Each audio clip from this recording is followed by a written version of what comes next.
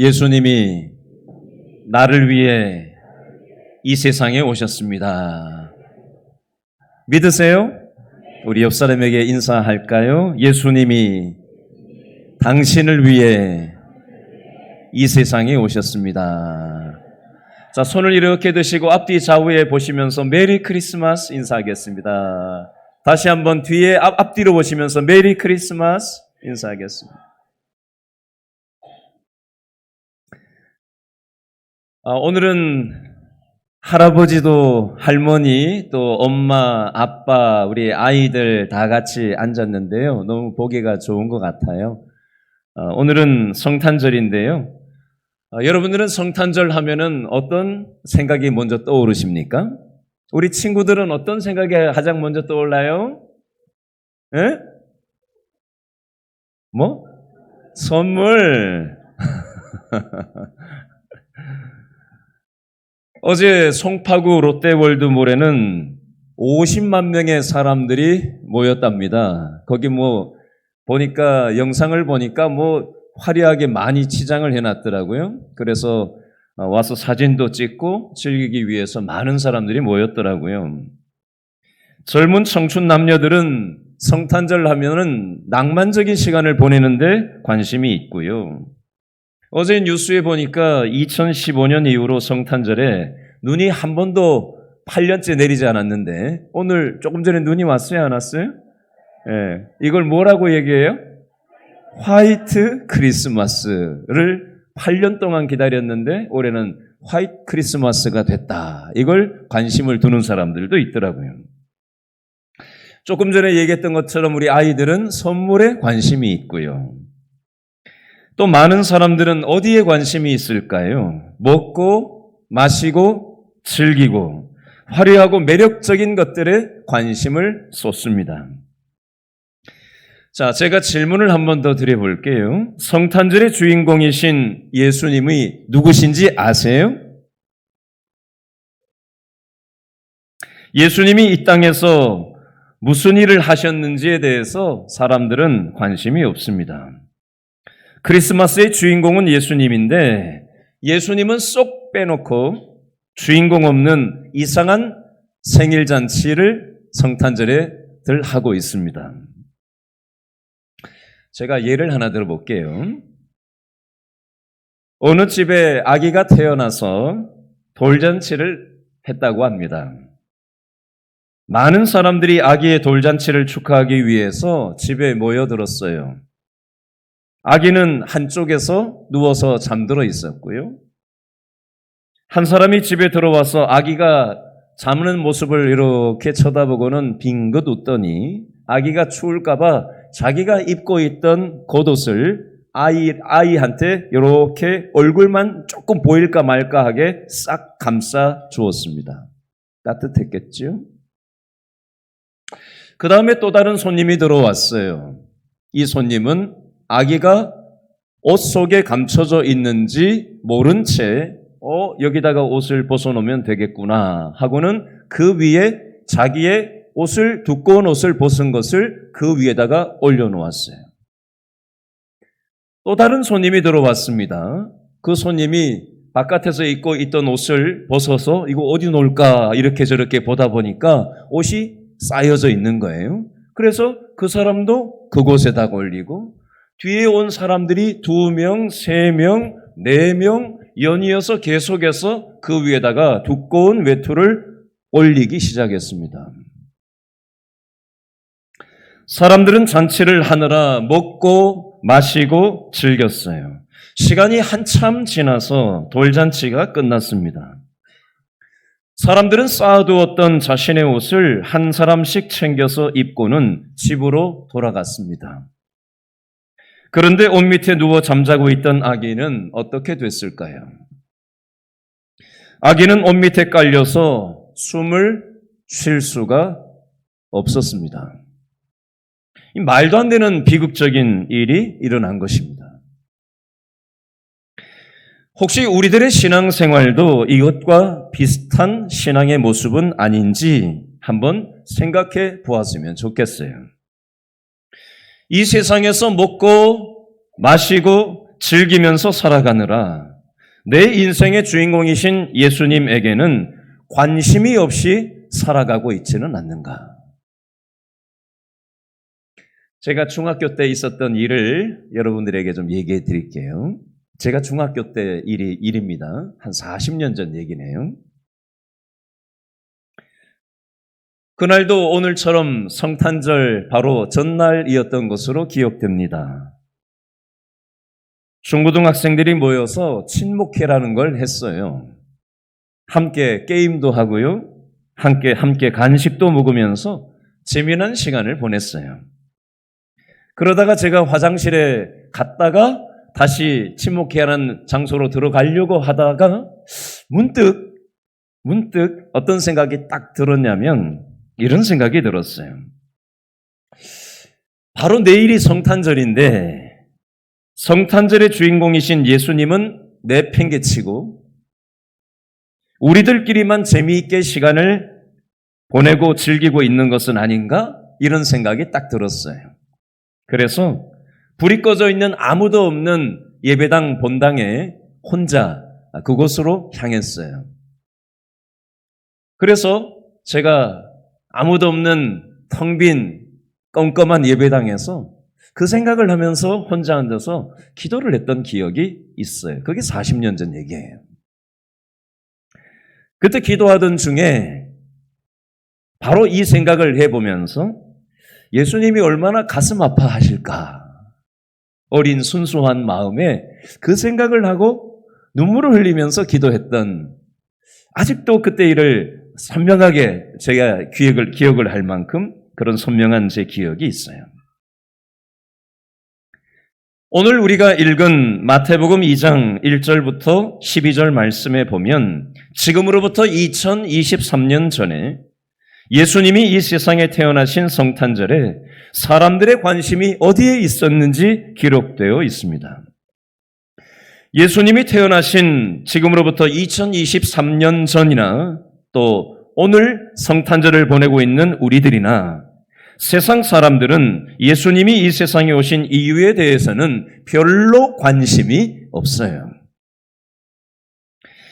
오늘 마태복음 2장 1절부터 2절 그리고 10절부터 11절 말씀에 보니까 중동 지역에서 별자리를 보고 이스라엘에 찾아온 박사들은 요즘으로 말하면 별을 연구하는 천문학자들이었고요. 과학자들이었고요. 철학자들이었습니다. 이 사람들은 예수님에 대해서 관심을 가지고 유대인의 왕으로 이 세상에 오신 예수님께 예물을 드리기 위해서 찾아온 것이었습니다. 그런데 다른 사람들은 관심이 없었어요. 오늘 마태복음 2장 3절에 보니까 6절까지 보면 헤롯 왕이라는 사람이 나와요. 이 헤롯 왕은요, 내가 이스라엘의 왕인데 나 말고 유대인의 왕이 태어난다고? 그 소리를 듣고 자기의 정치적인 정적이 태어났다라는 생각을 가지고는 예수님을 죽이려고 하는 것에 헤롯 왕은 온통 관심이 있었습니다.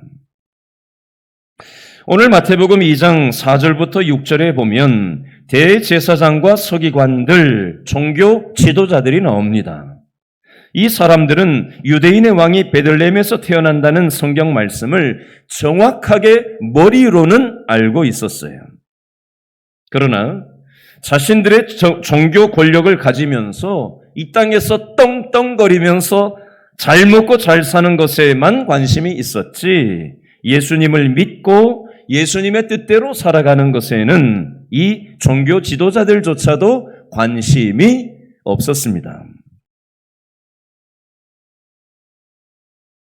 이 시간 질문하겠습니다. 저와 여러분은 교회에 다니고 있고 오늘 성탄절에 예수님의 생일잔치에 우리가 모였어요.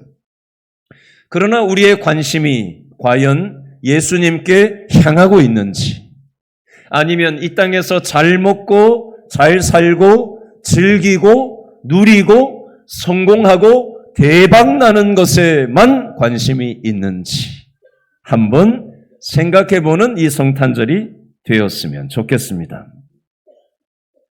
마지막으로 한 가지 예화를 들고 오늘 설교 말씀을 마무리하려고 합니다. 제가 28살 때 신학대학원에 처음 들어가서 신학대학원에서 나오는 자체 발행한 그 신문이 조그만한 게 하나 있었는데요. 거기에 나오는 사설 내용을 제가 인용을 해서 말씀을 드리려고 합니다. 하도 선명한 기억이라서 잊을래야 잊을 수 없는 사설 내용이에요. 그 내용이 뭐였냐면요. 동화 같은 이야기입니다. 추운 겨울날 오늘같이 눈 오는 눈 덮인 산에 짐승들이 먹을 게 있었겠어요? 없었겠어요? 눈 덮인 산에는 먹을 것이 짐승들이 먹을 게 잘 없거든요. 멧돼지들이 막 우리나라에도 산에 있는 게 먹을 것이 없으니까 막 도시로 막 내려오잖아요. 이 짐승 2마리가 야생 짐승 2마리가 추운 겨울에 먹을 것이 없어가지고 어디 먹을 것이 없나 그러고는 막 먹을 걸 찾으러 이렇게 저렇게 찾아다녔어요. 그런데 아무리 뒤져도 먹을 게 나오지를 않는 거예요.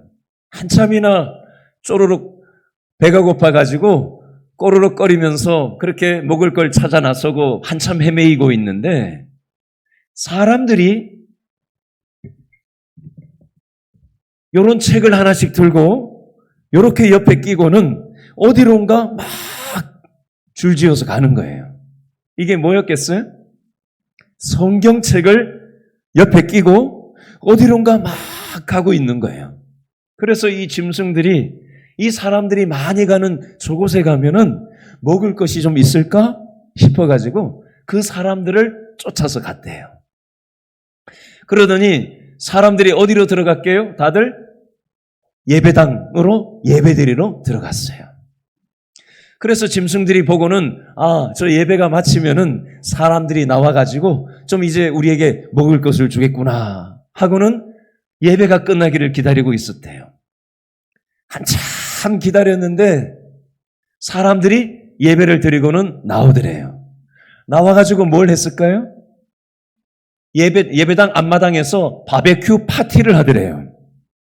그러면 저걸 파티를 한 바베큐를 나도 좀 얻어먹을 수 있겠구나 하고는 입맛을 다시면서 이 짐승들이 기다리고 있었는데 이 사람들이 그 맛있는 바베큐를 구워가지고 요렇게도 먹고 저렇게도 먹고 즐기고 그렇게 하면서 그것을 한 개도 안 남기고 다 먹어 치웠답니다. 그러면 이 짐승들한테 줄 것이 있어요? 없어요? 한 개도 없는 거예요.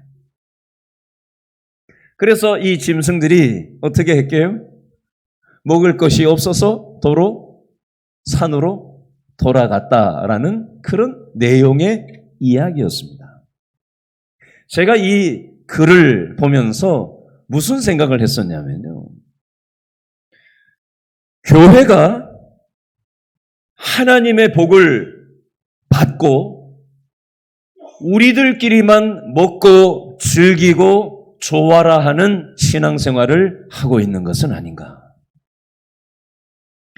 하나님께서 우리에게 이 복을 주셨다면 이 받은 복을 우리도 누리고 기뻐하고 감사하고 찬양하고 즐거워해야 되겠지만 우리가 예배당 담벼락 안에 갇혀서 폐쇄적인 공동체 생활을 하는 게 아니라 우리의 가정으로 들어가고 우리의 직장으로 들어가서 하나님의 이 복을 알지 못하는 사람들에게 이 영적인 음식을 나누어주는 그 축복의 통로로 살아가도록 하기 위해서 이 지역사회에 우리 길신교회가 있는 게 아닌가.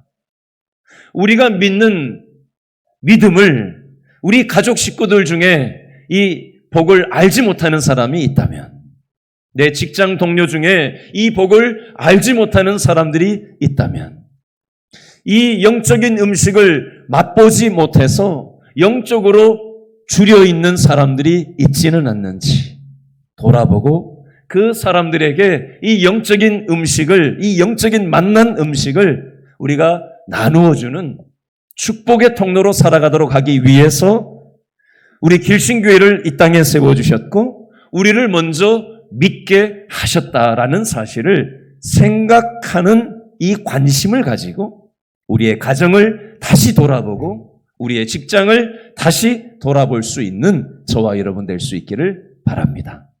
저를 한번 큰 소리로 따라해 주시겠어요? 내가 교회입니다. 내가 교회입니다. 내가 교회입니다. 교회는 뭐 하는 거예요? 하나님의 마음을 나누어 주는 거예요. 영적 음식이 없어서 지치고 상한 우리의 가족 식구들이 있다면, 직장 식구들이 있다면 이 복을 나누어 주는 내가 교회가 되어서 그 역할을 감당하는 하나님이 가장 기뻐하시는 일에 관심을 가지고 우리의 삶을 살아가는 우리 모든 길신교회 성도들 될 수 있기를 바랍니다. 기도하겠습니다.